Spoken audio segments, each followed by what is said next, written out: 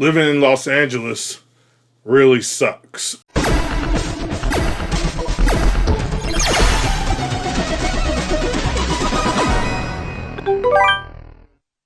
Hello out there in TV land, ladies and gentlemen. Today we're going to talk about Good Fortune, starring Keanu Reeves, Aziz Ansari, and Seth Rogen. It follows Gabriel, the Archangel, played by Keanu Reeves. He is a guardian angel, and he decides to take a liking to Arch, played by Aziz Ansari. He's down on his luck. He's working from job to job. He's barely able to make ends meet. He meets Jeff, his wealthy boss, who's like a tech bro. And Aziz feels like all his problems will be solved if he just had all the money and wealth and riches he could have. And Gabriel decides to take it upon himself to give him this and switch his life with Jeff, the tech bro, played by Seth Rogen. And Aziz becomes rich, and Seth becomes broke, and shenanigans ensue.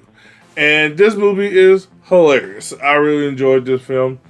I'll be honest, I saw a trailer for it, and I didn't really know what to think. I thought it was going to be kind of standard. It is in some ways, but it does have a very modern feel.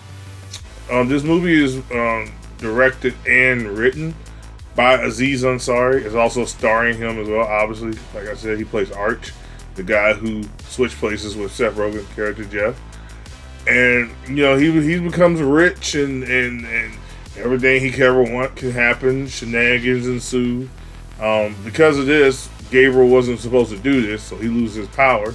So him and Jeff have to work together to get Aziz to basically take the wish back and go back to being broke. The only problem is he likes being rich. He doesn't want to give up the money. So it's definitely a very interesting thing to have him be like, oh, it's hard being rich now, isn't it? And he doesn't have to struggle. Life is good. And the movie just, like I said, just goes from there. And the humor is really good. I was a little sketchy on this because sometimes I worry when it comes to humor, it's going to be a little like cringy. But it comes out really well. Keke Palmer's in this as well. She plays the love interest and also kind of like the struggling woman who's going through a lot, but she's still fighting a good fight. So she's supposed to be kind of like the thing that gets our main character Arch to be like, hey, I might be broke, but at least I can get Keke Palmer. And so that's kind of like her device. And like the cast is really good. Let's just walk it down. Okay, Aziz, he's great. Really loved him.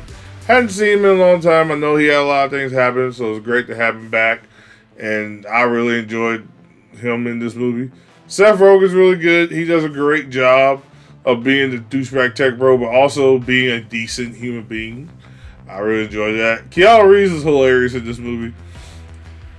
It's just so, oh man, Keanu Reeves as the Angel Gabriel is just so funny. Like, there's a lot of stuff that is really good. The best scene for me is there's a scene where he basically has to make ends meet, and he's just like so stressed by working a normal 9 to 5 that fucking sucks, that he's just smoking and drinking liquor now. It's something about that. I was like, that is truly that's the human experience I've ever seen.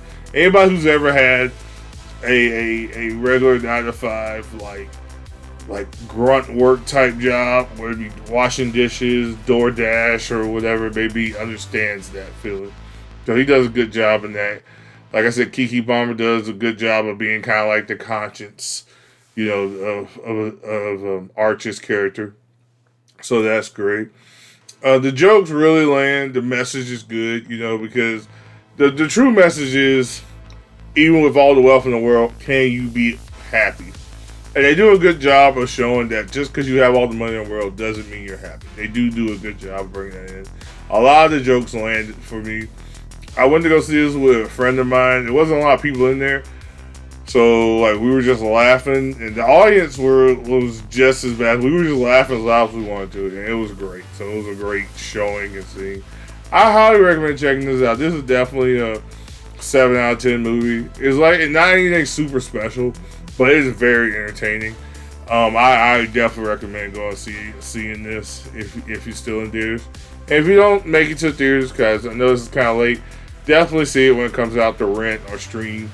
Watching it with a friend definitely is good stuff.